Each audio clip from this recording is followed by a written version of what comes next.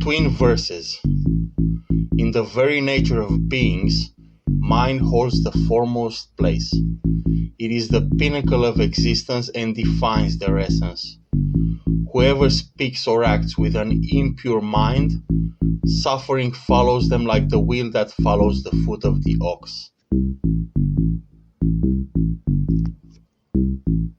Mind precedes all mental states.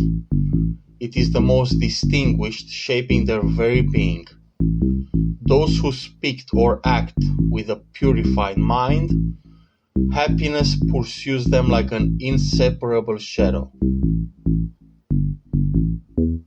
I've been insulted, hit, defeated, robbed. Those who indulge in such complaints never cease to harbor hatred. I've been insulted, hit, defeated, robbed. Those who refrain from such laments put an end to hatred. Hatred ceases in this world not by hatred but by lack of hatred. This is an eternal law. There are those who do not realize that one day we all must die, but those who realize this settle their quarrels.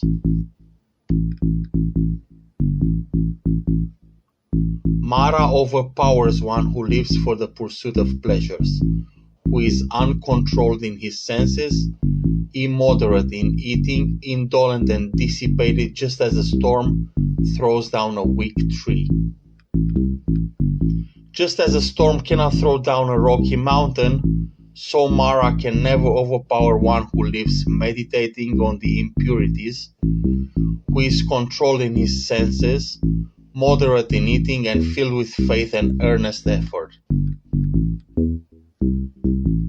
The one who dons the saffron robe of purity without inner purification, lacking in restraint and truthfulness, is unworthy of the saffron robe.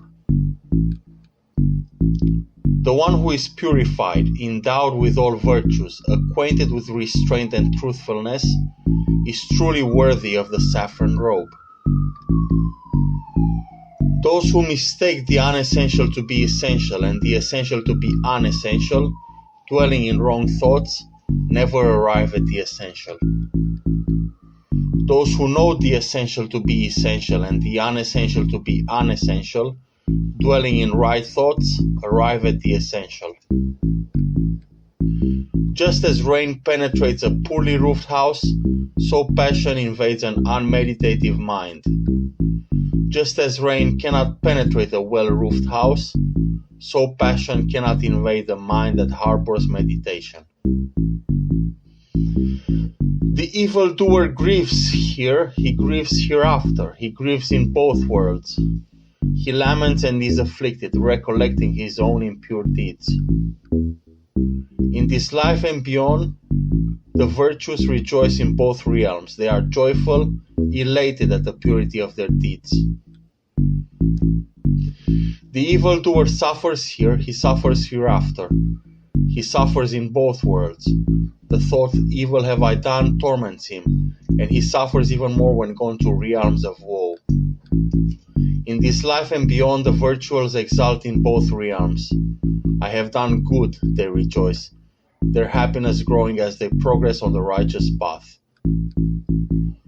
Even if able to recite many sacred texts, the fool not living by them is like a cowherd counting others' cows, not belonging to the spiritual community. Even if able to recite only a few sacred texts, one who lives by the Dharma, rid of passion, hatred and turmoil, endowed with true knowledge, fully liberated in thought, detached from this world and the next, truly belongs to the spiritual community.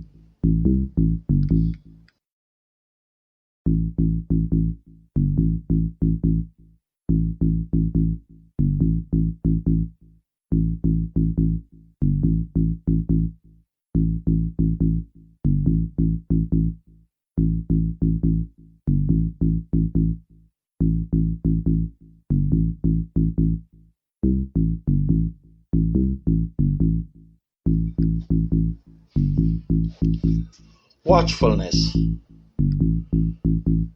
Vigilance is the path that leads to emancipation from death, Negligence is the path that leads to death. The vigilant do not die, the negligent are as if already dead. Clearly understanding this excellence of vigilance, the wise exalt therein and enjoy the resort of the noble ones. Through meditation, perseverance, and tireless energy, the wise reach nirvana, the incomparable freedom from bondage. Ever grows the glory of one who is energetic, mindful, and pure in conduct, discerning and self-controlled, righteous and vigilant. By effort and vigilance, discipline and self-mastery, let the wise one make for himself an island which no flood can overwhelm.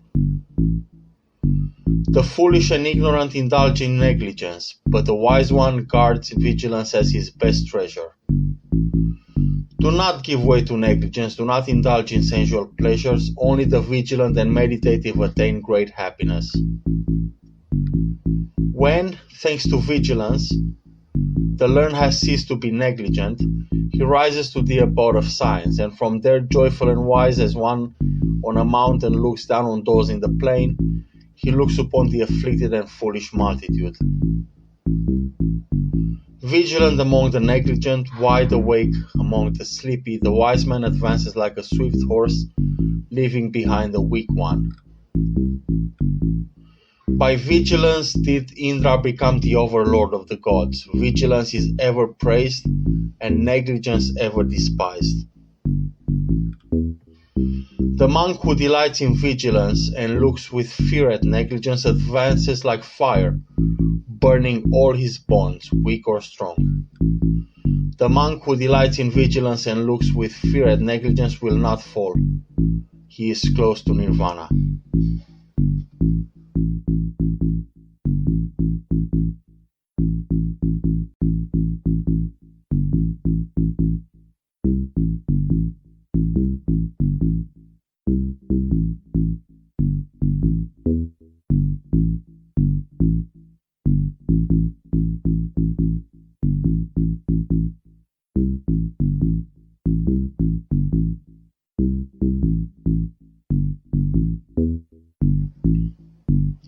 Just as an arrow maker straightens an arrow, so does the wise man straighten his wavering and restless thought, hard to guard, hard to control. As a fish, when pulled out of the water and cast on land, throbs and quivers, even so is this mind agitated. Hence, one struggles to leave the dominion of Mara. Thought it is hard to pin down, fleeting, alighting where it wishes. Taming it is beneficial. Tamed, it brings happiness. Thought is elusive, exceedingly swift, alighting where it wishes. Let the wise person guard it. Guarded, it brings happiness. Dwelling in the cave of the heart without form, the mind wanders far and moves alone. Those who subdue the mind are liberated from the bonds of Mara. The man whose thought is not steady, who knows not the true law, whose serenity is troubled, does not attain wisdom.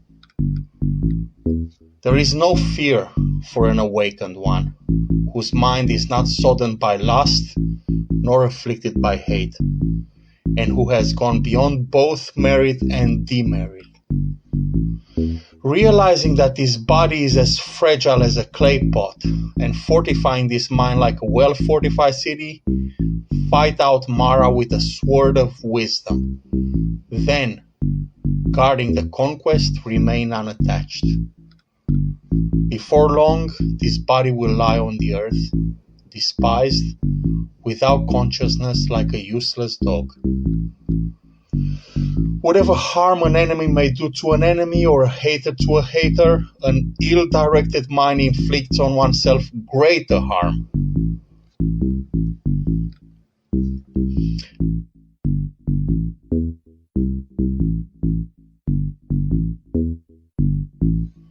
Neither mother, father, nor any other relative can do one greater good than one's own well-directed mind.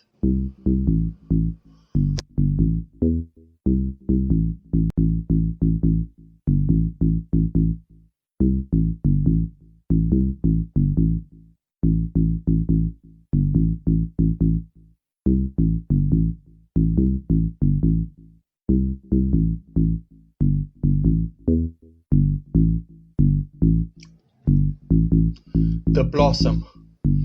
Who shall overcome this earth, the world of misery and this sphere of humans and gods? Who shall bring to perfection the well-taught path of wisdom as an expert garland maker with his floral design? It is the disciple who shall overcome this earth, the world of misery and this sphere of humans and gods. The striver on the path shall bring to perfection the well-taught path of wisdom as an expert garland maker with his floral design. Realizing that this body is like froth, penetrating its mirage like nature and plucking out Mara's flower-tipped arrows of sensuality go beyond the realm of death.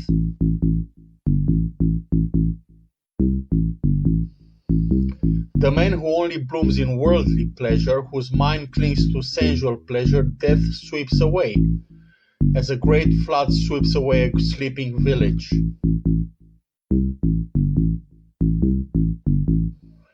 The man who blooms in worldly pleasure, whose mind clings to sensual pleasure and insatiable in desire, death brings under its sway. Like a bee collecting nectar without harming the flower's color or scent, so should a wise man walk through the village. Let none find fault with others, let none see the omissions and commissions of others, but let one see one's own acts done and undone.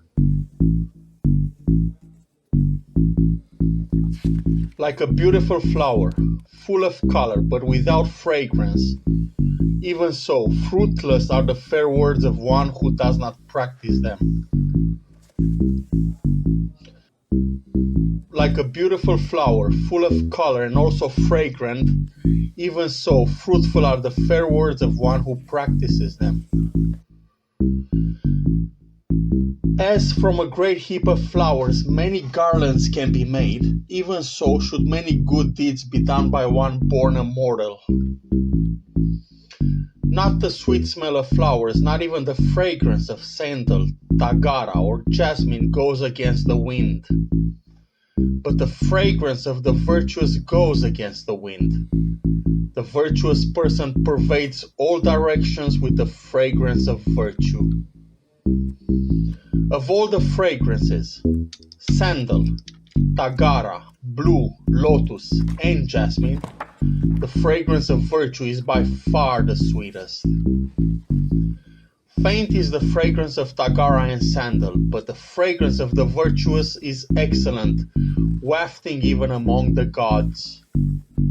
Mara cannot trace the path of the virtuous, who remain vigilant and are freed by perfect knowledge. The lotus, fair and lovely, can rise untamed from a pile of refuse discarded along the highway. So, amid the refuse of humanity, in the crowd blinded by ignorance, shines by perfect knowledge the disciple of the fully awakened one.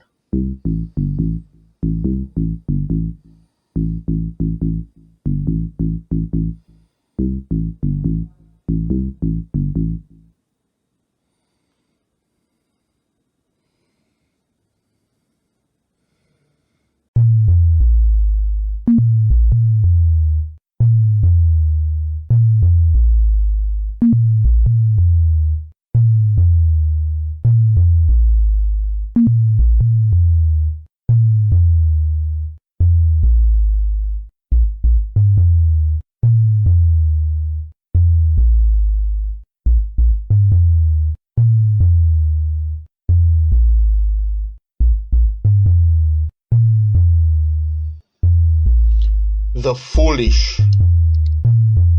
The night is long for those who are awake. The journey is long for those who are tired. Existence is a long succession for fools who do not understand the true law. Should a seeker not find a companion who is his better or equal, let him resolutely pursue a solitary course. There is no fellowship with a fool. These children are mine, these riches are mine, thus torments the fool. He does not even own himself, let alone his children, let alone his riches.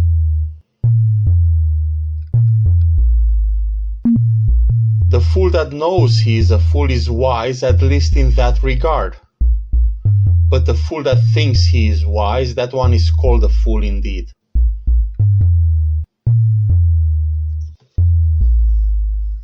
A fool may sit all his life with a wise man. He no more knows the law than a spoon knows the taste of soup. A wise man need only sit a moment with a sage to understand the law as quickly as the tongue tastes the flavor of the soup. Fools of little wit are enemies unto themselves as they move about doing evil deeds, the fruits of which are bitter. An action is no good if, while doing it, one is tormented, when one reaps its fruits with tears and lamentation.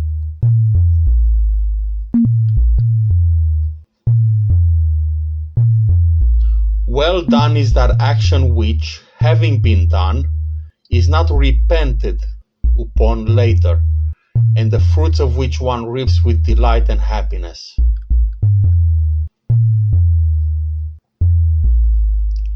For the fool, his evil deed is like sweet honey until it matures.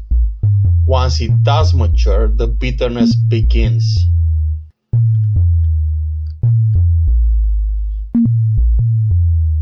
Month after month, a fool may eat his food with the tip of a blade of grass, but he still is not worth a 16th part of those who have comprehended the true law.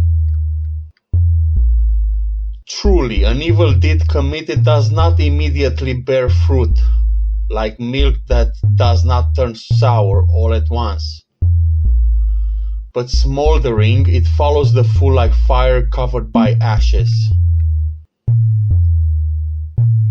When at last, but too late, the fool's conscience awakens, it destroys his share of happiness and it breaks his head.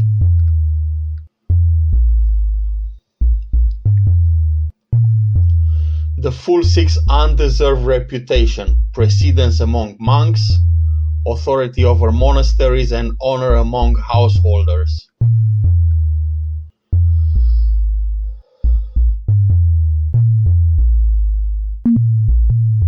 Let both laymen and monks think that it was done by me. In every work, great and small, let them follow me. Such is the ambition of the fool, thus his desire and pride increase. One is the quest for worldly gain, and quite another is the path to nirvana.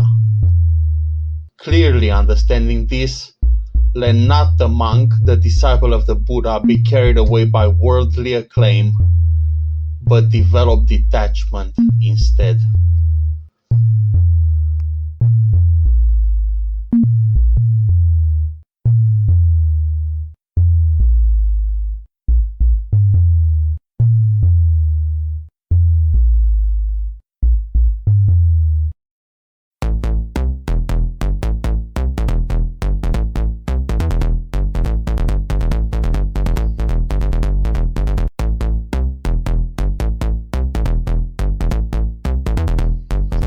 The wise man.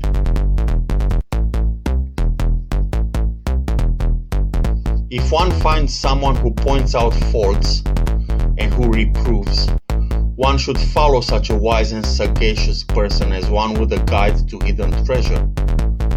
It is always better and never worse to cultivate such an association. Let him admonish, instruct, and shield one from wrong. He indeed is dear to the good and detestable to the wicked. Do not take as friends those who are wicked. Do not take the lowest of men. Take as friends the good. Take the highest of men.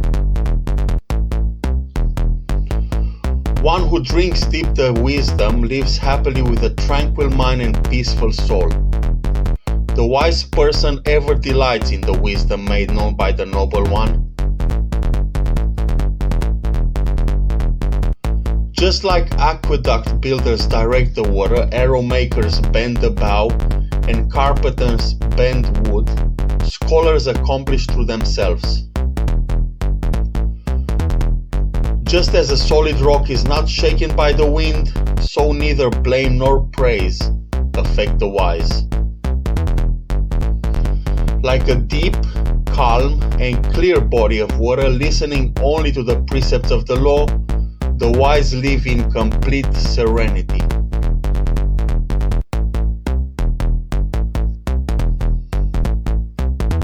The good renounce attachment for everything. The virtuous do not go about with a yearning for pleasures. The wise show no elation or depression when touched by happiness or sorrow. He is truly virtuous, wise, and righteous, who neither for his own sake nor for the sake of another does any wrong, who does not crave for sons, wealth, or kingdom, and does not desire his own success by unjust means. Few among human beings are those who cross to the other shore. The rest, the bulk of the people, only run up and down this shore.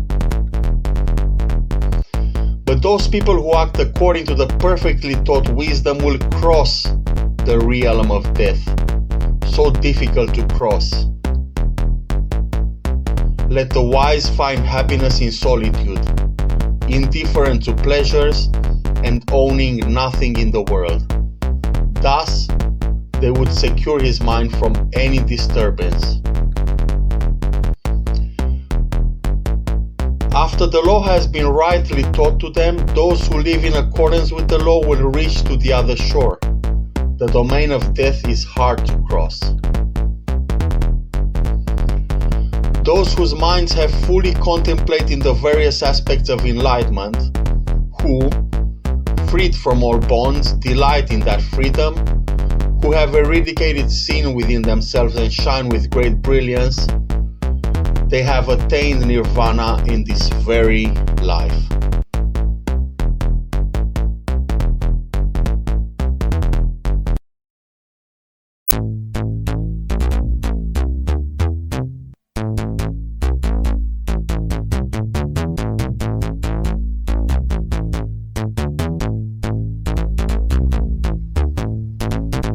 The Arhat. The fever of passion does not exist for one who has completed the journey, who is sorrowless and wholly set free, and has broken all bonds. The enlightened ones exert themselves. They are not attached to any home. Like swans that abandon the lake, they leave home after home behind. Those who do not accumulate wealth and are wise regarding food, whose object is liberation, the unconditioned freedom, their track, like that of birds in the air, cannot be traced.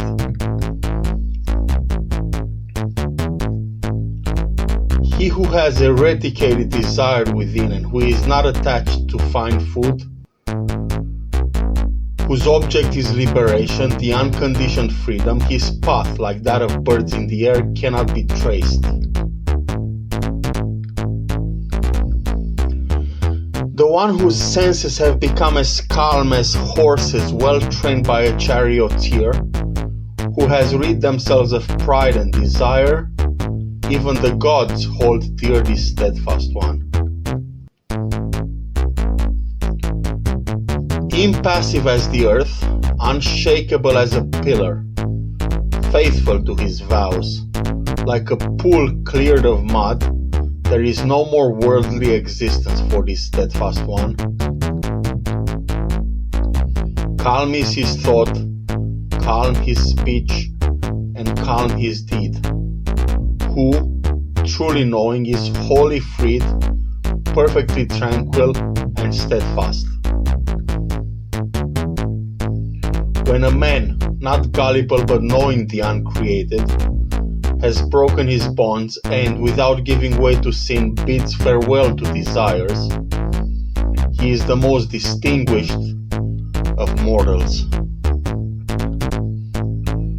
Inspiring indeed is that place where our hearts dwell, be it a village, a forest, a vale, or a hill. Inspiring are the forests where worldlings find no pleasure. There are the passionless will rejoice, for they seek no sensual pleasures.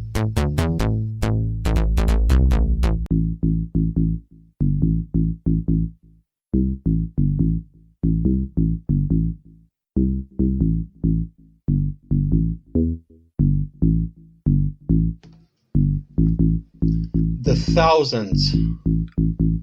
A single meaningful word, if it brings tranquility to the listener, is better than 1,000 meaningless words.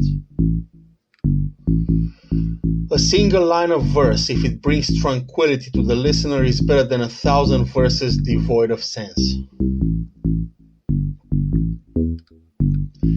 Better than reciting 100 meaningless verses is the reciting of one verse of the law, hearing which one attains peace. Though one may conquer 1,000 times 1,000 men in battle, yet he indeed is the noblest victor who conquers himself. Better to conquer oneself than to conquer others. The man who has mastered himself, who lives in restraint, not even a god, a Gandharva, nor Mara with Brahma himself could turn such a victory into defeat. Though month after month, for 100 years, one should offer sacrifices by the thousands, yet if only for a moment one should pay homage to a sage in meditation, that worship is indeed better than a century of sacrifice. Though for 100 years one should tend the sacrificial fire in the forest, yet if only for a moment one should pay homage to a sage in meditation, that worship is indeed better than a century of sacrifice. Whatever offerings or sacrifices one might make in this world for an entire year, they do not amount to a quarter of the merit gained from paying respect to the contemplative ones. In one who is always full of respect and consideration for the elderly, 4 things increase: lifespan, physical beauty, happiness, and strength.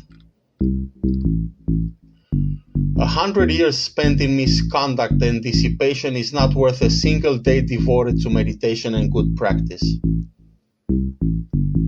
100 years spent in ignorance and dissipation is not worth a single day devoted to science and meditation. 100 years spent in idleness and lack of energy is not worth a single day lived with vigor and energy. Better it is to live one day seeing the rise and fall of things than to live 100 years without ever seeing the rise and fall of things. Better it is to live one day seeing the path to liberation from death than to live 100 years without ever seeing this path. Better it is to live one day seeing the supreme law than to live 100 years without ever seeing the supreme law.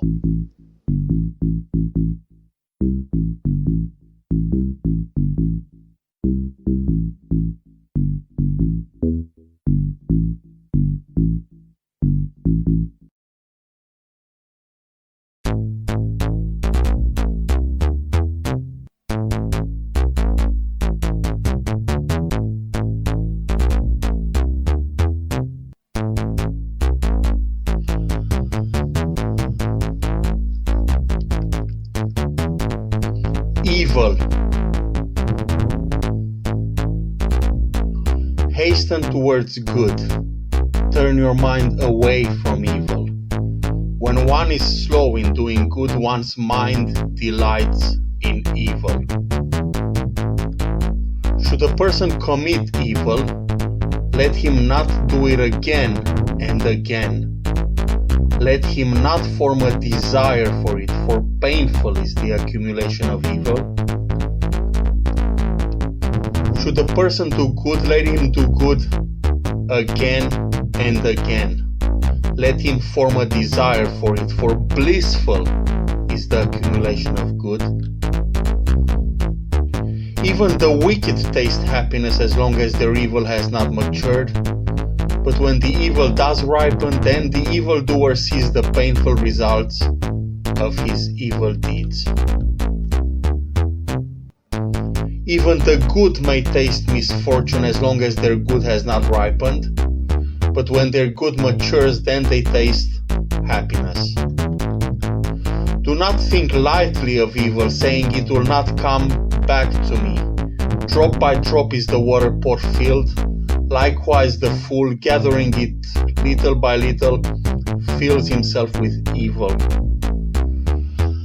Do not think lightly of good, saying it will not come back to me. Drop by drop is the water pot filled. Likewise the wise man, gathering little by little, fills himself with good. Just as a trader with a small escort and great wealth would avoid a perilous route, or just as one desiring to live avoids poison, even so should one shun evil deeds.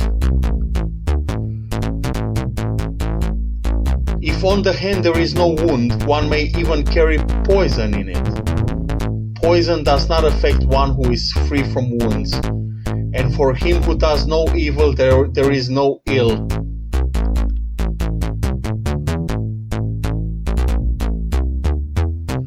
Like fine dust thrown against the wind, evil falls back upon that fool who offends an inoffensive, pure, and guiltless man. Some are born in the womb, the wicked are born in hell. The devout go to heaven, those free of desire attain nirvana. Neither in the sky, nor in mid-ocean, nor by entering into mountain clefts, nowhere in the world is there a place where one may escape from the results of an evil deed. There is no place in this world, not in the air, in the midst of the ocean, nor in the depths of the mountains, where one will not be overcome by death.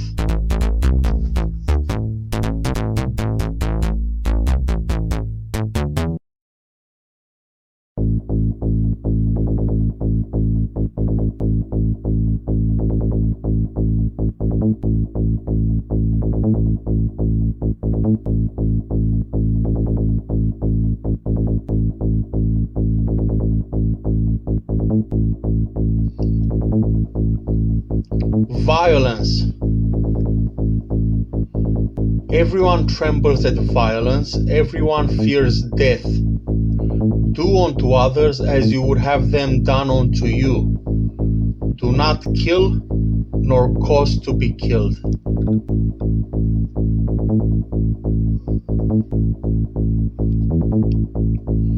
Everyone trembles at violence, life is dear to all. Do unto others as you would have them done unto you. Do not kill, nor cause to be killed. All beings seek happiness. Those who harm beings with violence, though they seek happiness for themselves, will not find it after death. One who, while himself seeking happiness, does not oppress with violence other beings who also desire happiness, will find happiness hereafter. Do not speak harshly to anyone, for those thus spoken to might retort. Indeed, vindictive speech hurts, and retaliation may overtake you. If, like a broken gong, you silence yourself, you have approached nirvana, for vindictiveness is no more in you. Just as a cowherd drives the cattle to pasture with a staff, so do old age and death drive the life force of beings from existence to existence. When the fool commits evil deeds, he does not realize their evil nature. The witless man is tormented by his own deeds like one burnt by fire.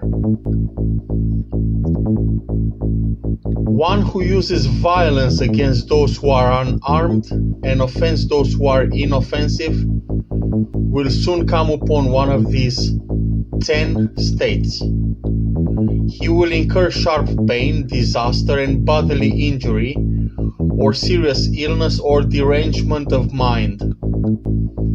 Or he will meet with trouble from the government or grave charges, loss of relatives, or loss of wealth. Or his houses will be destroyed by a ravaging fire, and upon dissolution of the body, that ignorant person will be reborn in hell. Neither going about naked, nor matted locks, nor filth, nor fasting, nor lying on the ground, nor smearing oneself with ashes and dust, nor sitting on the hills in penance can purify a mortal who has not overcome mental desire. Even though he be well adorned, yet if he is poised, calm, controlled, and established in the holy life, having laid aside violence towards all beings, he truly is a holy man, a renunciate, a monk. Only rarely is there a man in this world who, restrained by modesty, avoids reproach as a thoroughbred horse avoids the whip. Through faith, virtue, energy, meditation, assurance given by the law, perfection in knowledge and conduct, perseverance, you are going to escape this great suffering. Irrigators regulate the waters, arrow makers straighten arrow shafts, carpenters shape wood, and the good control themselves.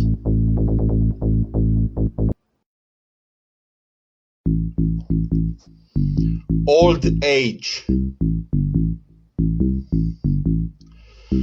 When this world is ever ablaze, why this laughter? Why this jubilation? Shrouded in darkness, why don't you seek the light? Behold this body, a painted image, a mass of heaped up sores infirm, full of hankering, with nothing lasting or stable. Fully worn out is this body, a nest of disease and fragile. Decay disintegrates the body, and death is its culmination. What pleasure is there in looking at these whitened bones, resembling squashes thrown away in autumn? The body is a city built of bones, plastered with flesh and blood, containing within decay and death, pride and contempt. Even gorgeous royal chariots wear out, and this body too wears out, but the virtue of the righteous does not age. Thus the righteous make it down to the righteous. The man of little learning grows old like a bull. He grows only in bulk, but his wisdom does not grow. Through many a birth in the cycle have I wandered in vain, seeking the builder of this house of life. Repeated birth is indeed suffering. O house builder, you are seen. You will not build this house again, for all your rafters are broken and your rich pole shattered. My mind has reached the unconditioned. I have attained the destruction of cravings. Those who in youth have not led the holy life, who have failed to acquire wealth, languish like old cranes in a pond without fish. Those who in youth have not led the holy life, who have failed to acquire wealth, lie like worn-out arrows shot from a bow, sighing over the past. The self. If one holds oneself dear, one should diligently watch oneself.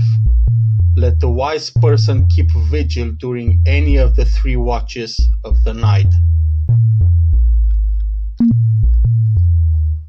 If, after establishing oneself in the observance of the law, the wise person would teach others, he would no longer be tormented.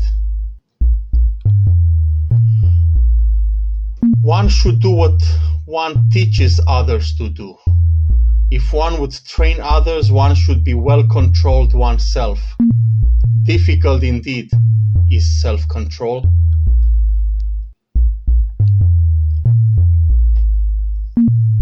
The self is the master of the self. What other masters could there be? A well-tamed self is a master that is hard to obtain. The evil a witless person does by himself, born of himself and produced by himself, grinds him as a diamond grinds a hard gem. Just as a jungle creeper strangles the tree on which it grows, even so a person who is exceedingly depraved harms himself as an enemy might wish. Easy to do are things that are bad and harmful to oneself, but exceedingly difficult to do are things that are good and beneficial. Whoever, on account of perverted views, reviles the teaching of the Arhats, the noble ones of righteous life, that fool like the bamboo produces fruits only for self-destruction. By oneself is evil done, by oneself is one defiled. By oneself is evil left undone, by oneself is one purified. Purity and impurity depends on oneself. No one can purify another. Let one not neglect one's own welfare for the sake of another, however great. Clearly understanding one's own welfare, let one be intent upon the good.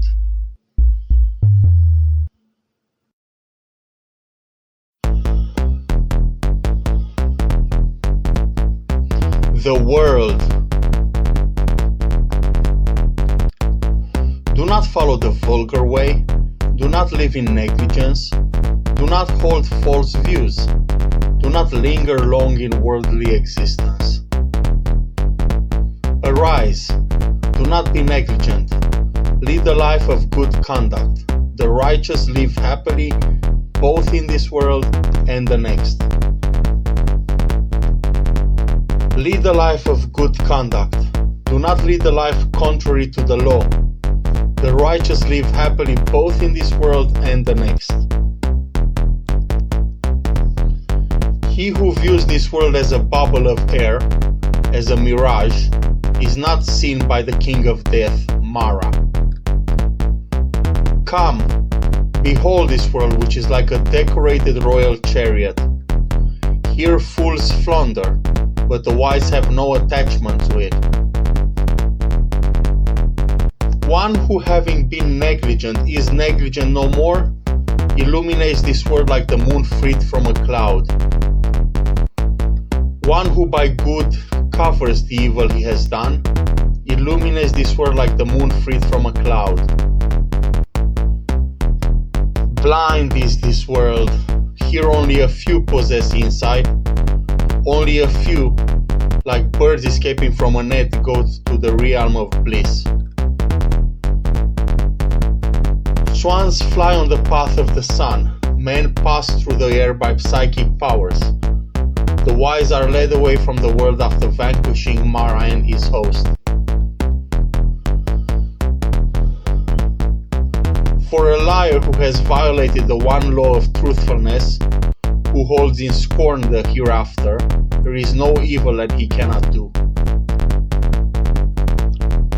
Truly, misers fare not to heavenly realms, nor indeed do fools praise generosity. But the wise person rejoices in giving, and by that alone he does become happy hereafter. Better than sole sovereignty over the earth, better than going to heaven, better even than lordship over all the worlds, is the fruit one reaps from stream entry.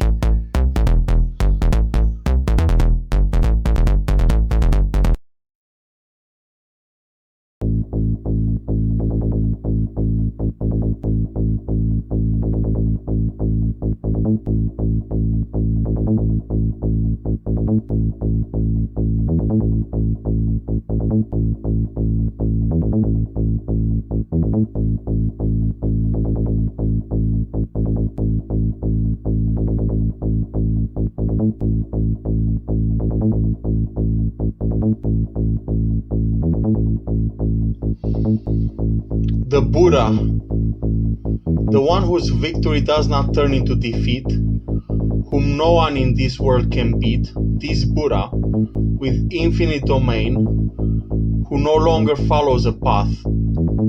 In what path would you lead him in? The one whom tight-knit desire and violent poison no longer drag anywhere, this Buddha, with infinite domain, who no longer follows a path. In what path would you lead him in? Those wise ones who are devoted to meditation and who delight in the calm of renunciation, such mindful ones, supreme Buddhas, even the gods hold dear. Hard is it to be born a human being, hard is the life of mortals. Hard is it to gain the opportunity to hear the good Dharma, and hard indeed to encounter the arising of the Buddhas. To avoid all evil, to cultivate good and to cleanse one's own mind, this is the teaching of the Buddhas. Enduring patience is the highest austerity, nirvana is supreme, say the Buddhas.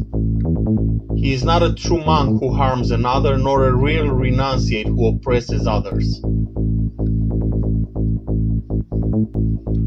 Not despising, not harming, restraint according to the code of monastic discipline, moderation in food, dwelling in solitude, devotion to meditation.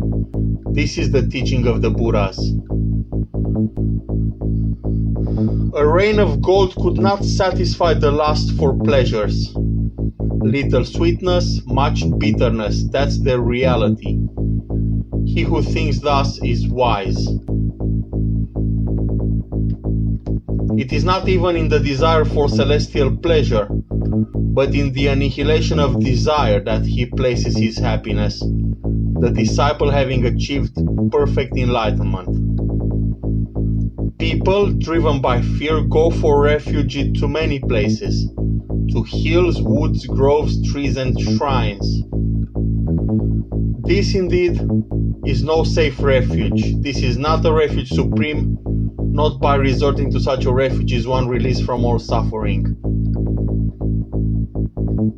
He who seeks refuge in the Buddha, in the Dharma, and in the Sangha, he sees with the eyes of perfect knowledge the Four Noble Truths. Suffering, the origin of suffering, the cessation of suffering, and the Holy Eightfold Path that leads to the calm of suffering. This, indeed, is the safe refuge. This is the refuge supreme. Having gone to such a refuge, one is released from all suffering. Hard to find is a man above the common, and he is not born just anywhere. When he is born, the prosperity of his family grows. Blessed is the birth of the Buddhas.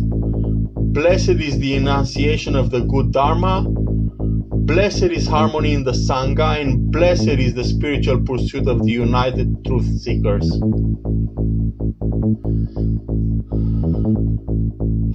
He who venerates these worthy of venerations, Buddhas or disciples, those who have shunned error, who have crossed the painful stream,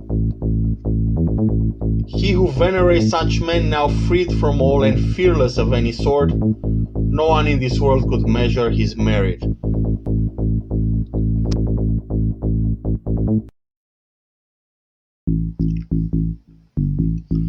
Happiness. Let us live happily without hating the ones who hate us. Among people who hate us, let us dwell without hating. Happy indeed we live, unafflicted amidst those who are afflicted by craving. Amidst the afflicted people we dwell free from affliction. Let us live happily without desire among those who have them. Among people with desires, let us dwell without any. Happy indeed we live, we who possess nothing. We shall be feeders on joy like the radiant gods. Victory breeds enmity, the defeated dwell in pain. Happily the peaceful live, discarding both victory and defeat. There is no fire like lust, no crime like hatred. There is no ill like the aggregates, no bliss higher than the peace of nirvana. Hunger is the worst disease, conditioned things the worst suffering. Knowing this as it really is, the wise realize nirvana, the highest bliss. Health is the highest gain, contentment the greatest wealth. A trustworthy person is the best kinsman, nirvana the highest bliss. Having savored the taste of solitude and of peace, pain-free and stainless he becomes, drinking deep the taste of the bliss of the Dharma. Good it is to see the noble ones, to live with them is ever blissful. One will always be happy by not encountering fools. He who walks in the company of a fool suffers all along the way. The company of a fool is as unpleasant as that of an enemy. The company of the wise as pleasant as that of a relative.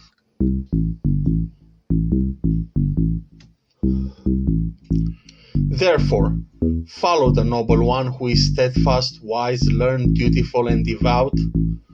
One should follow only such a person who is truly good and discerning, even as the moon follows the path of the stars.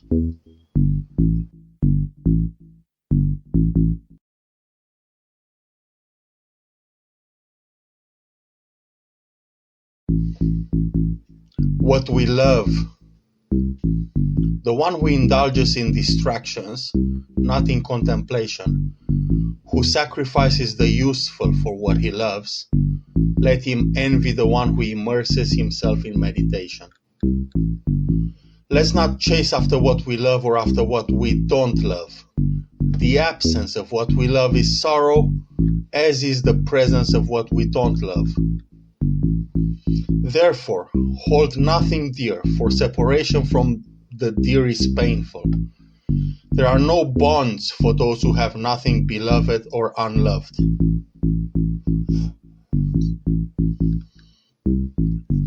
From affection comes sorrow, from affection comes fear. For one who is completely freed from affection, there is no sorrow and certainly no fear. From joy springs sorrow, from joy springs fear. For one who is wholly freed from joy, there is no sorrow, whence then fear? From enjoyment springs grief, from enjoyment springs fear. For one who is wholly free from enjoyment, there is no grief, whence then fear? From lust springs grief, from lust springs fear. For one who is wholly free from lust, there is no grief. Whence then fear?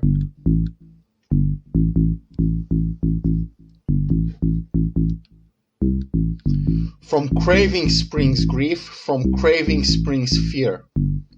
For one who is wholly free from craving, there is no grief. Whence then fear? People hold dear one who embodies virtue and insight, who is principled, has realized the truth, and who himself does what he ought to be doing. The one who yearns for the ineffable nirvana, whose soul is satisfied, whose mind is not chained by love, he is called one who is swept upstream. When, after a long absence, a man safely returns home from afar, his relatives, friends, and well-wishers welcome him home on arrival. As relatives welcome a dear one on arrival, even so his own good deeds will welcome the doer of good who has gone from this world to the next.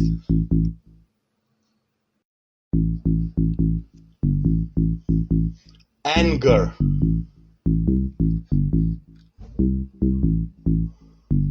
One should give up anger, renounce pride, and overcome all fetters. Suffering never befalls him who clings not to mind and body and is detached. One who checks rising anger as a charioteer checks a rolling chariot, him I call a true charioteer. Others only hold the reins. Overcome the angry by non-anger, overcome the wicked by goodness, overcome the miser by generosity, overcome the liar by truth. Speak the truth. Do not give way to anger. Give of your little to him that asks of you. By these three things one may go to the realm of gods. Those sages who are inoffensive and ever restrained in body go to the deathless state where they grieve no more. Those who are vigilant, who discipline themselves day and night, ever intent upon nirvana, their cankers fade away. O Atula, indeed this is an old pattern, not one only of today. They blame one who remains silent, they blame one who speaks much, they blame one who speaks in moderation. There is none in this world who is not blamed. There never was, there never will be, nor is there now, a person who is wholly blamed or wholly praised.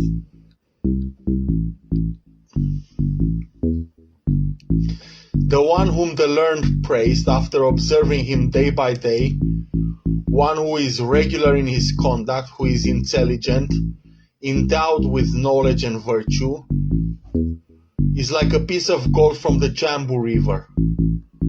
Who would dare to blame him? Even the gods praise him. Brahma himself praises him. One should guard oneself against irritability in bodily action. One should be controlled in deed. Having abandoned bodily misconduct, one should practice good conduct in deed. One should guard oneself against irritability in speech. One should be controlled in speech. Having abandoned verbal misconduct, one should practice good conduct in speech. One should guard oneself against irritability in thought. One should be controlled in thought. Having abandoned mental misconduct, one should practice good conduct in thought. The wise are controlled in bodily deeds, controlled in speech, and controlled in thought. They are truly well controlled.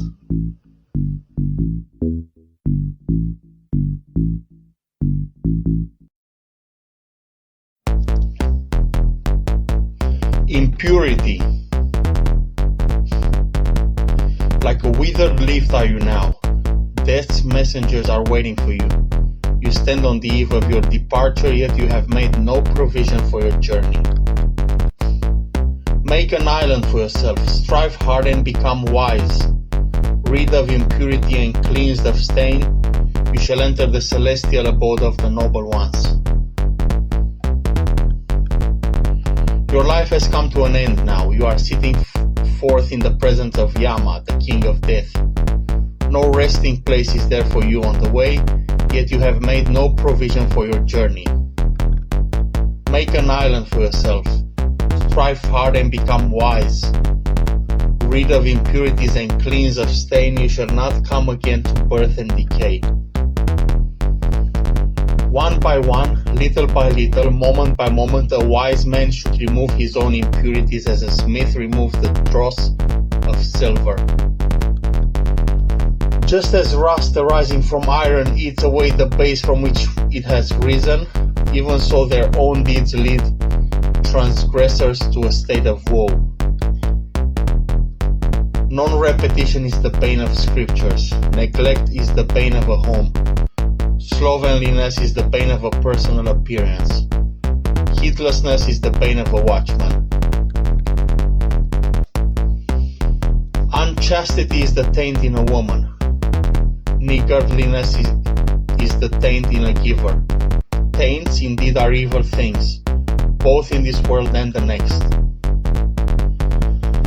A worse taint than this is ignorance, the worst of all taints. Destroy this one taint and become taintless, O monks. Easy is the life for the shameless one who is an impudent as a crow, backbiting and forward, arrogant and corrupt. Difficult is life for the modest one who always seeks purity, who is detached and unassuming, clean in life and discerning. One who destroys life, utters lies, takes what is not given, goes to another man's wife and is addicted to intoxicated drinks. Such a man digs up his own root even in this very world. Know this, good man. Those of evil character are uncontrolled. Let not greed and wickedness drag you to protracted misery. People give according to their faith, according to their trust. If one becomes discontented with the food and drink given by others, one does not attain meditative absorption either by day or by night. But he in whom this discontent is fully destroyed, uprooted and extinct, he attains absorption, whether by day or by night. There is no fire like lust, there is no grip like hatred, there is no net like delusion, there is no river like craving. Easily seen are the faults of others, but one's own are difficult to see. Like chaff, one winnows another faults but one hides one's own, even as a crafty fowler hides behind slim branches. He who seeks another's faults, who is ever censorious, his cankers grow. He is far from the destruction of the cankers. There is no track in the sky, no recluse outside the Buddha's dispensation. Humankind delights in worldliness, but the Buddhas are free from worldliness. There is no track in the sky, no recluse outside the Buddha's dispensation. There are no conditioned things that are eternal and no instability in the Buddhas. The just. Not by passing arbitrary judgment does one become just. A wise person who investigates both right and wrong, who does not judge others arbitrarily, but passes judgment impartially according to truth, a sagacious guardian of the law is called just. One is not wise because one speaks much. One who is peaceable, friendly, and fearless is called wise. One is not versed in the Dharma because one speaks much. Hey bro, One how are you? who, after hearing even a little Dharma, does not neglect it but personally realizes its truth, is truly versed in the Dharma. A monk is not an elder because his head is grey. He is but ripe in age, and is called one grown old in vain.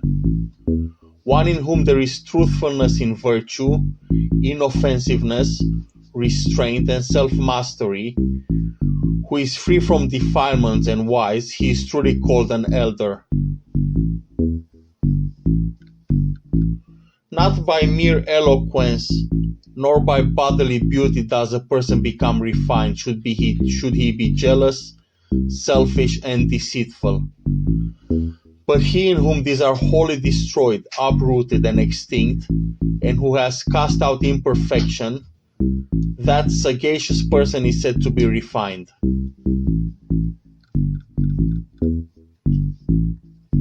Not by shaven head does one who is undisciplined and untruthful become a recluse. How can one who is full of desire and greed be a recluse? One who wholly subdues evil, both and small and great, is called a recluse because he has overcome all evil. He is not a monk just because he lives on others' alms. Not by adopting outward form does one become a true monk. One here who lives the holy life and works with understanding in this world, transcending both merit and demerit, he is truly called a monk.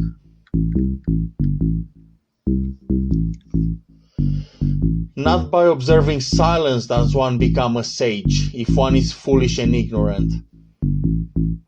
But that wise person who, as if holding a balance scale, accepts only the good and rejects the evil, he is truly a sage.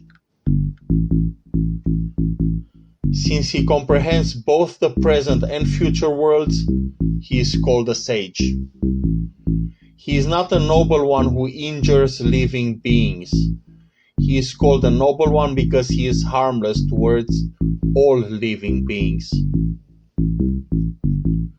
Not with mere rules and observances, nor even with much learning, nor with the gain of absorption, nor with a life of seclusion, nor with thinking, I enjoy the bliss of renunciation, which is not experienced by the worldling, should you rest content, O monks, so long as the utter destruction of cankers has not been reached.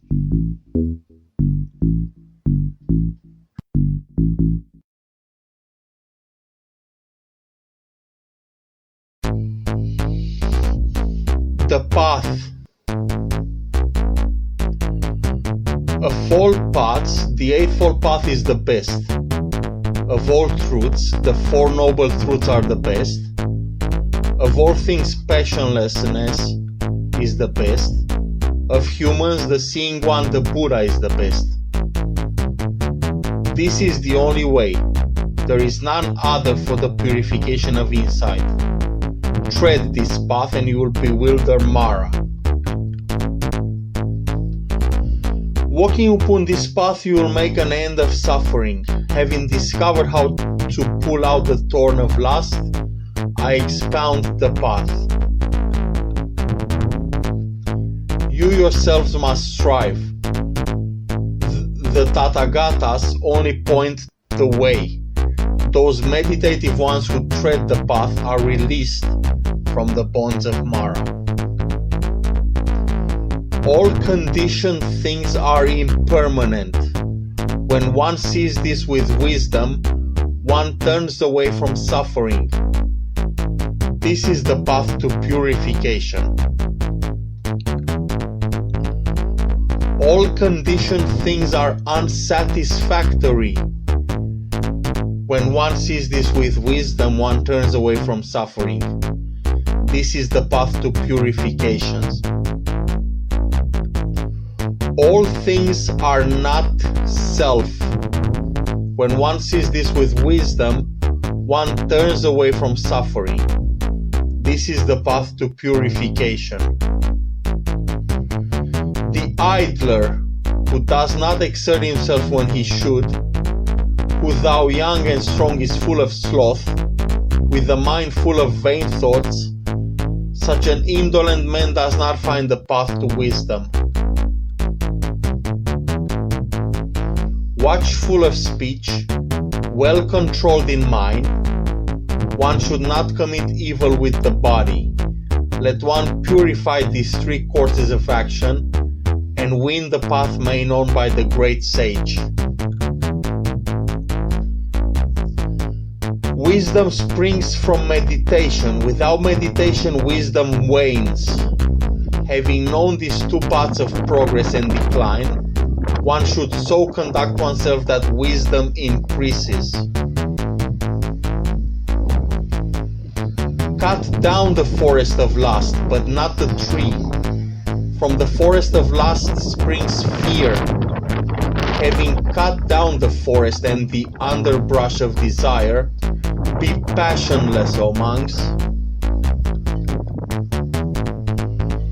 For so long as the underbrush of desire, even the most subtle of a man towards a woman, is not cut down, his mind is in bondage like the sucking calf to its mother. Bro, how are you?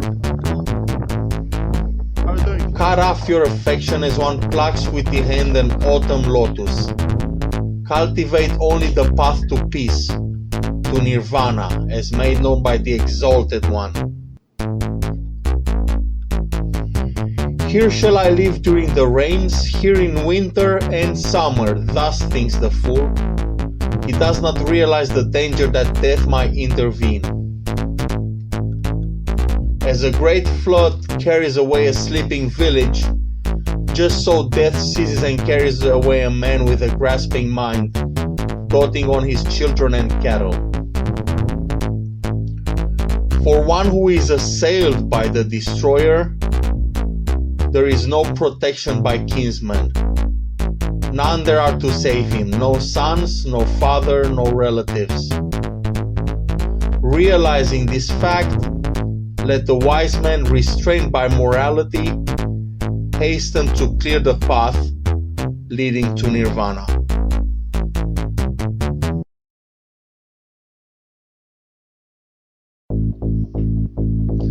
Miscellaneous. If, by renouncing a lesser happiness, one may realize a greater happiness, let the wise man renounce the lesser, having regard for the greater happiness. One who seeks his own happiness by inflicting pain on others, entangled by the bonds of hate, will never be delivered from hate. For those who are arrogant and heedless, who leave undone what should be done and do what should not be done, for them the cankers only increase. Those who always earnestly practice mindfulness of the body, who do not resort to what should not be done and steadfastly pursue what should be done, mindful and clearly comprehending, their cankers come to an end. Having slain mother craving, father ego conceit, two warrior kings, eternalism and nihilism, and destroyed a country, sense organs and sense objects, together with its treasurer, attachment and lust, ungrieving goes the holy man. Having slain mother, father, two Brahmin kings, two extreme views, and a tiger as the fifth, the five mental hindrances, ungrieving goes the holy man. Those disciples of Gautama have ever awakened happily who day and night constantly practice the recollection of the Buddha. Those disciples of Gautama ever awaken happily who day and night constantly practice the recollection of the Dharma. Those disciples of Gautama ever awaken happily who day and night constantly practice the recollection of the Sangha. Those disciples of Gautama ever awaken happily who day and night constantly practice mindfulness of the body. Those disciples of Gautama ever awaken happily whose minds by day and night delight in the practice of non-harming. Those disciples of Gautama ever awaken happily, whose minds by day and night delight in the practice of meditation. Difficult is life as a monk, difficult is it to delight therein. Also difficult and sorrowful is household life. Suffering comes from associations with unequals. Suffering comes from aimless wandering in samsara. Therefore, do not be an aimless wanderer, a pursuer of suffering. He who is full of faith and virtue and who possesses good repute and wealth, he is respected everywhere in whatever land he travels.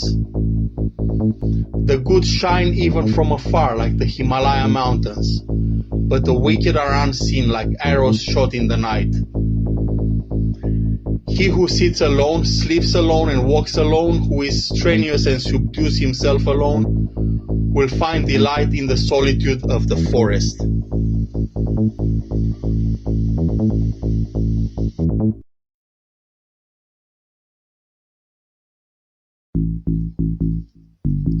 Hell. The false accuser goes to hell. Also one who, having done wrong, says, "I did not do it." Men of base actions, both, on departing, they share the same destiny in the other world. There are many uncontrolled men of evil character wearing the yellow robe. These wicked men will be reborn in hell because of their evil deeds. It would be better to swallow a red-hot iron ball blazing like fire than as an immoral and uncontrolled monk to eat the alms food of the people. 4 misfortunes befall the reckless man who consorts with another's wife: acquisition of demerit, disturbed sleep, ill repute, and rebirth in hell. Such a man acquires demerit and an unhappy birth in the future. Brief is the pleasure of the frightened man and woman, and the king imposes heavy punishment. Hence, let no man consort with another's wife. Just as kusa grass wrongly handled cuts the hand, even so a recluse's life wrongly lived drags one to hell. Any loose act, any corrupt observance, any life of questionable celibacy, none of these bear much fruit.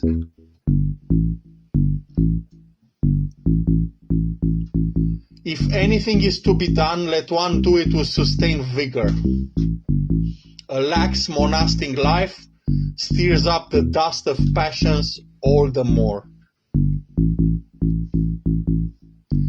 An evil deed is better left undone, for such a deed torments one afterwards. But a good deed is better done, doing which one does not repent. Guard yourself closely like a border city, both within and without. Do not let slip these opportunities for spiritual growth. For those who let slip this opportunity grieve when consigned to hell. Those who are ashamed of what they should not be ashamed of, and who are not ashamed of what they should be ashamed of, upholding false views, these people go to a state of woe.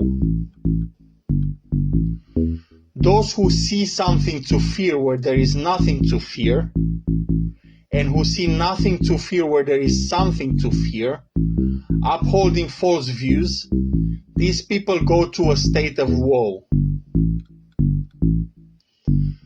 Those who find fault in the faultless and who find no fault in a fault, upholding wrong views, these people go to a state of woe.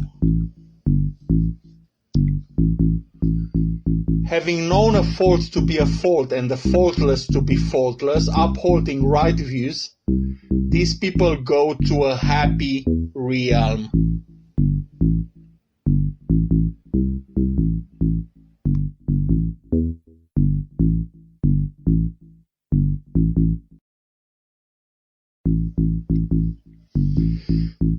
The elephant. As an elephant in battle withstands arrows shot from bows all around, even so will I endure abuse. There are many indeed who lack morality. A tamed elephant can be led into a crowd, and the king mounts a tamed elephant. So too, best among humans is the subdued one who endures abuse. Excellent are well-trained mules, thoroughbred Sindhu horses, and noble tusker elephants. But better still is one who has subdued himself. Not by these mounts, however, can one go to the untrodden land nirvana, as one who is self-tamed goes by his own tamed and well-controlled mind. Musty during wrath, the tusker named Dhammapada is uncontrollable. Held in captivity, the tusker does not touch a morsel, but only longingly calls to mind the elephant forest.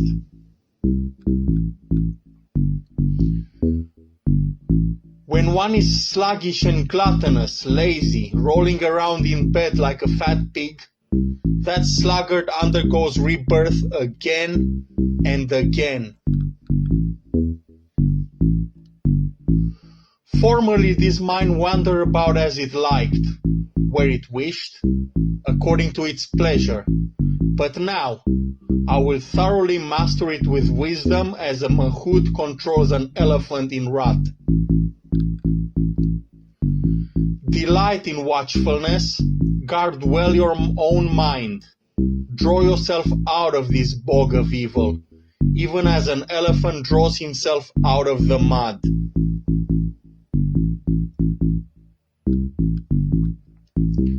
If for company you find a wise and prudent friend, one who leads a good life, you should overcome all impediments and keep his company joyously and mindfully. But if for company you cannot find a wise and prudent friend, one who leads a good life, then, like a king who leaves behind a conquered kingdom, or like a lone elephant in the elephant forest, you should go your own way alone. Better it is to live alone, there is no fellowship with a fool. Live alone and do no evil, be carefree like an elephant in the elephant forest. Blessed are friends when need arises. Blessed is contentment with just what one has. Blessed is merit when life is at an end. And blessed is the abandoning of all suffering. Blessed it is to serve one's mother. Blessed it is to serve one's father. Blessed it is to serve the monks. And blessed it is to serve the holy men. Blessed is virtue until life's end. Blessed is faith that is steadfast. Blessed is the acquisition of wisdom, and blessed is the avoidance of evil.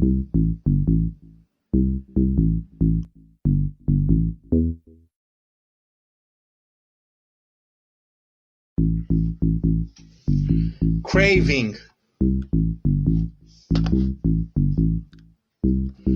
The craving of a person given to heedless living grows like a creeper.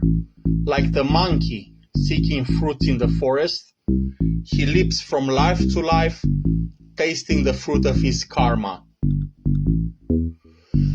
Whoever is overcome by this wretched and sticky craving, his sorrow grows like biroa grass after the rains. But whoever overcomes this wretched craving, so difficult to overcome, from him sorrows fall away like water from a lotus leaf. This I say to you, good luck to you all assembled here. Dig up the root of craving like one in search of the fragrant roots of Biroa grass. Do not let Mara crush you again and again as a flood crushes a reed. Just as a tree, though cut down, sprouts up again if its roots remain uncut and firm, even so, until the craving that lies dormant is rooted out, this suffering springs up again and again. The misguided person in whom the 36 currents of craving rush strongly towards pleasurable objects is swept away by the flood of passionate thoughts. Everywhere these currents flow and the creeper of craving sprouts and grows. Seeing that the creeper has sprung up, cut off its root with wisdom.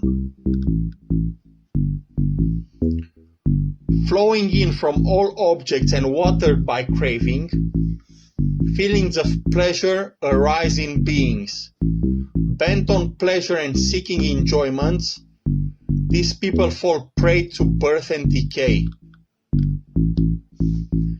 Beset by craving, people run about like an entrapped hare. Held fast by mental fetters, they come to suffering again and again for a long time.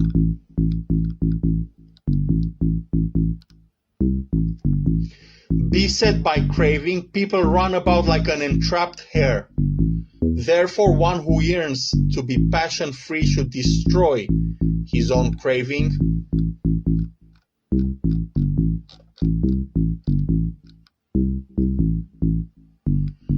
There is one who had turned away from the forest of desire, intent on the life of the forest as a monk.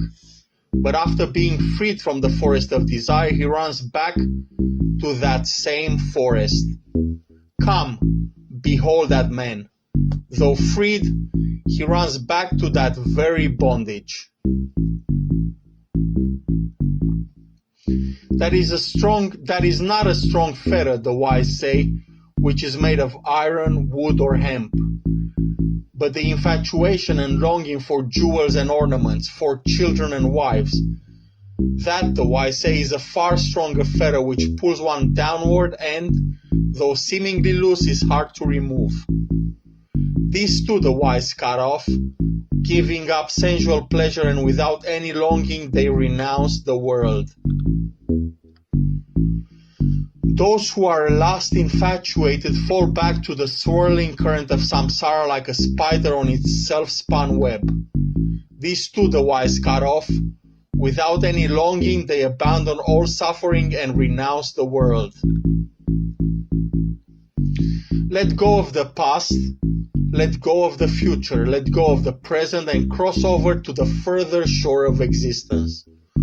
With mind wholly liberated, you shall come no more to birth and decay.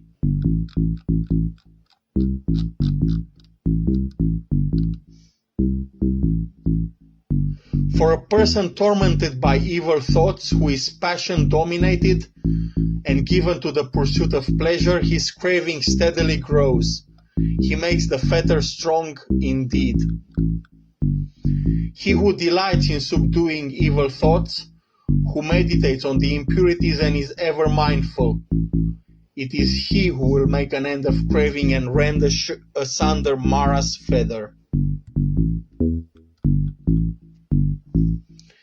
He who has reached the goal, fearless, free from craving, stainless, having plucked out the thorns of existence, for him this is the last body. He who is free from craving and attachment, perfect in uncovering the true meaning of the teaching, and who knows the arrangement of the sacred text in correct sequence, he indeed is the better of his final body. He is truly called a profoundly wise one, a great man. A victor am I over all have I known, yet unattached am I to all that is conquered and known. Abandoning all, I am freed through the destruction of craving. Having thus directly comprehend all by myself, whom shall I call my teacher? The gift of the Dharma excels all gifts. The taste of the Dharma excels all tastes. The delight in the Dharma excels all delights. The craving freed vanquishes all suffering.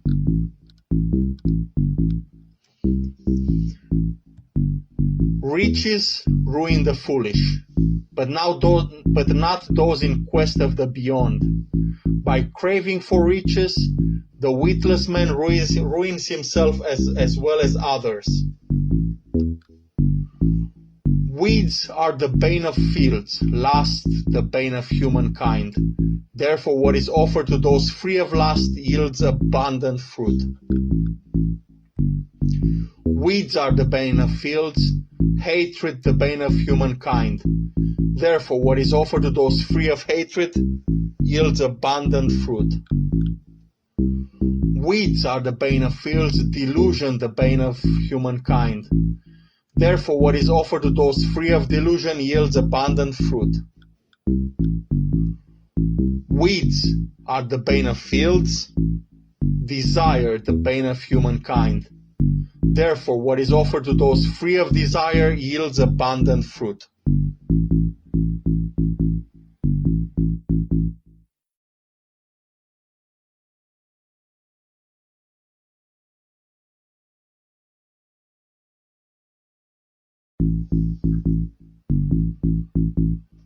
The monk. Good is restraint over the eye. Good is restraint over the ear. Good is restraint over the nose. Good is restraint over the tongue. Good is restraint in the body. Good is restraint in speech. Good is restraint in thought. Restraint everywhere is good. The monk, restrained in every way, is freed from all suffering. He who has control over his hands, feet, and tongue, who is fully controlled, delights in meditation, is inwardly absorbed, keeps to himself and is contented, him do people call a monk. That monk who has control over his tongue is moderate in speech, unassuming, and who explains the teaching in both letter and spirit. Whatever he says is pleasing. The monk who abides in the Dharma, delights in the Dharma, meditates on the Dharma, and bears the Dharma well in mind, he does not fall away from the sublime Dharma. One should not despise one who has received, nor envy the gains of others.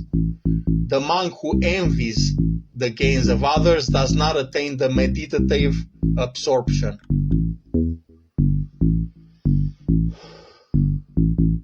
If a monk does not despise what he has received, even though it be little, if he is pure in livelihood and unremitting in effort, even the gods praise him. He who has no attachment whatsoever for the mind and body, who does not grieve for what he has not, he is truly called a monk. The monk who abides in universal love and is deeply devoted to the teaching of the Buddhas attains the peace of nirvana, the bliss of the cessation of conditioned things. Empty this boat, O monk. Emptied, it will sail lightly. Having cut off lust and hatred, you shall reach nirvana.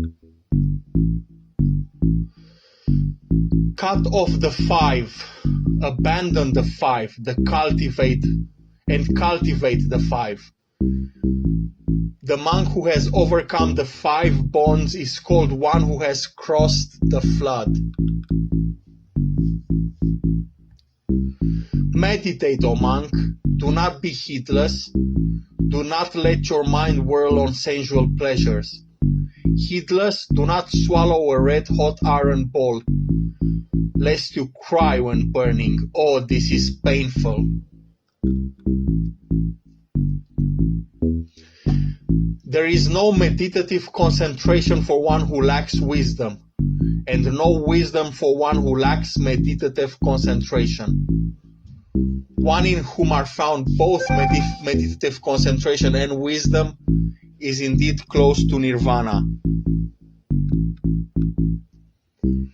When a monk who has retired to a solitary abode and calmed his mind comprehends the Dharma with insight, there arises in him a delight that transcends all human delights. Whenever he sees with insight the rise and fall of the aggregates, he is full of joy and happiness. To the discerning, this reflects the deathless. Control of the senses, contentment, restraint according to the code of monastic discipline. These form the basis of the holy life for the wise monk here. Let him associate with friends who are noble, energetic, and pure in life. Let him be cordial and refined in conduct. Thus, full of joy, he will make an end of suffering.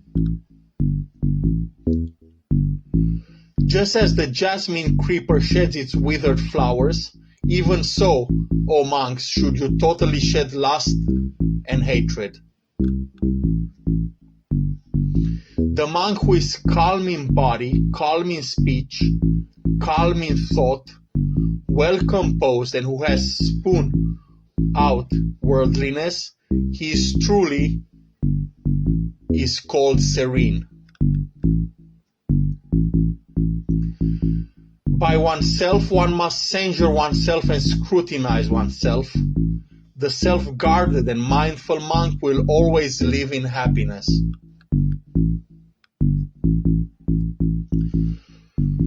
One is truly one's own protector. One is truly one's own refuge. Therefore, one should control oneself even as the trader controls a noble steed. Full of joy, full of faith in the teaching of the Buddha, the monk attains the peaceful state, the bliss of cessation of conditioned things. That monk who, while young, devotes himself to the teaching of the Buddha, illuminates this world like the moon freed from a cloud.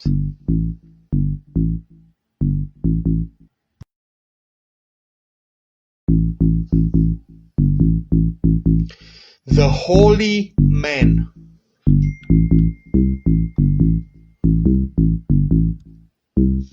Exert yourself and cut off the stream of craving. Discard sense desires, O holy man. Having known the destruction of conditioned things, become a knower of the uncreate, nirvana, O holy man. When a holy man has reached the summit of the two paths, meditative concentration and insight, he knows the truth and all his fetters fall away. He for whom there is neither this shore nor the other shore, nor yet both, he who is free of care and is unfettered, him do I call a holy man. He who is meditative and stainless, settled, and whose work is done, free from cankers, having reached the highest goal, him do I call a holy man. The sun shines by day, the moon shines by night. The warrior shines in armor, the holy man shines in meditation. But the Buddha shines resplendent all day and all night. Because he has discarded evil, he is called a holy man. Because he is serene in conduct, he is called a recluse. And because he has renounced his own impurities, he is called a renunciate.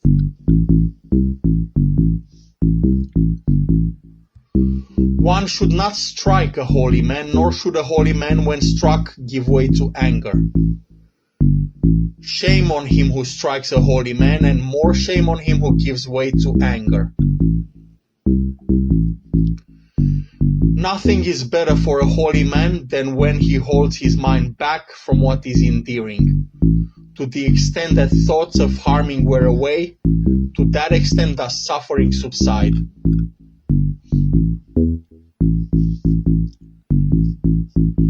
He who does no evil in deed, word, and thought, who is restrained in these three ways, him do I call a holy man.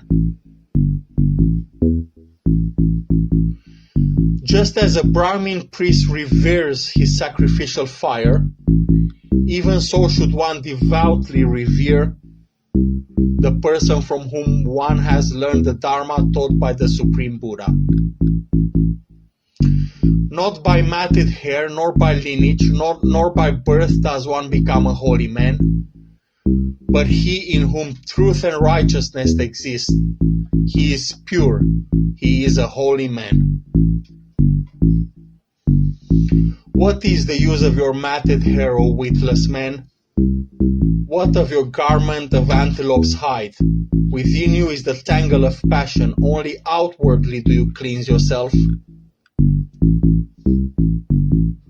The person who wears a robe made from rags, who is lean, with veins showing all over the body, and who meditates alone in the forest, him do I call a holy man. I do not call him a holy man because of his lineage or his high-born mother. If he has impeding attachment, he is just a supercilious man. But he who is free from impediments and clinging, him do I call a holy man. He who, having cut off all fetters, trembles no more, who has overcome all attachment and is emancipated, him do I call a holy man.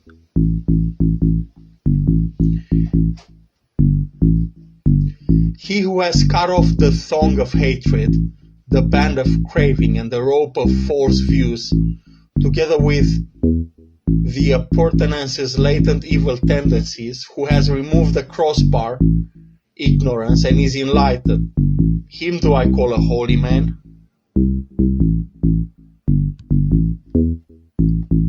He who without resentment endures abuse, beating, and punishment, whose power, real mind, is patience, him do I call a holy man.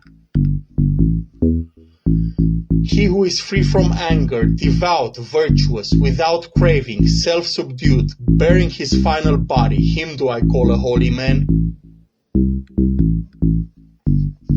Like water on a lotus leaf or a mustard seed on the point of a needle, he who does not cling to sensual pleasures, him do I call a holy man. He who in this very life realizes for himself the end of suffering, who has laid aside the burden and become emancipated, him do I call a holy man. He of profound knowledge, wise, skilled in discerning the right path and the wrong path, who has reached the highest goal, him do I call a holy man.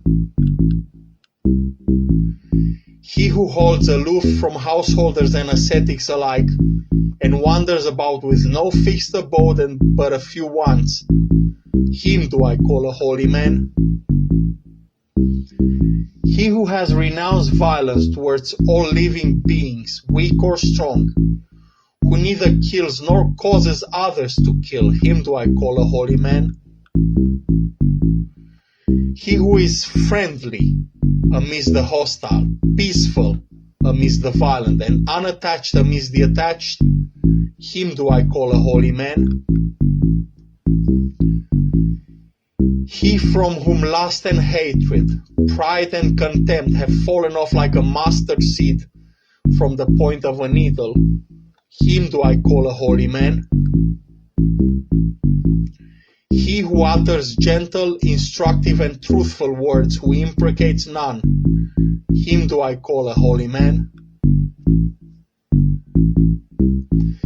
He who in this world takes nothing that is not given to him, be it long or short, small or big, good or bad, him do I call a holy man. He who wants nothing of either this world or the next, who is desire-free and emancipated, him do I call a holy man. He who has no attachments, who through perfect knowledge is free from doubts and has plunged into the deathless, him do I call a holy man. He who in this world has transcended the ties of both married and demarried, who is sorrowless, stainless, and pure, him do I call a holy man. He who, like the moon, is spotless and pure, serene and clear, who has destroyed the delight in existence, him do I call a holy man.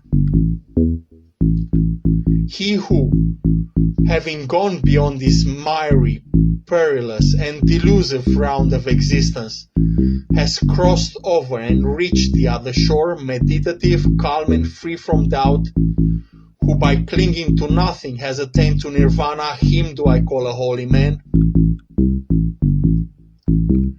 He who, having abundant sense pleasures, wanders about as a homeless one, who has destroyed both sensual desire and continued existence, him do I call a holy man.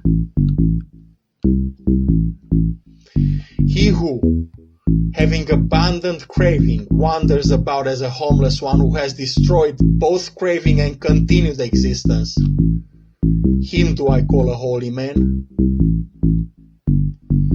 He who, having cast off the human bond and transcended the celestial bond, is delivered from all bondage, him do I call a holy man. He who, having cast off like and dislike, has become tranquil, rid of the substrata of existence, a hero who has conquered all the worlds, him do I call a holy man. He who, in every way, knows the death and rebirth of beings, and is totally detached, blessed, and enlightened, him do I call a holy man. He who struck no gods, no angels, no humans trace, the Arhat who has destroyed the cankers, him do I call a holy man. He who clings to nothing of the past, present, and future, who has no attachment and holds on to nothing, him do I call the holy man. He, the noble, the excellent, the hero, the great sage, the conqueror, the passionless, the pure, the enlightened, him do I call a holy man. He who knows his former births, who sees heaven and hell, who has reached the end of births and has attained to the perfection of supernormal insight, the sage who has reached the summit of spiritual excellence, him do I call a holy man.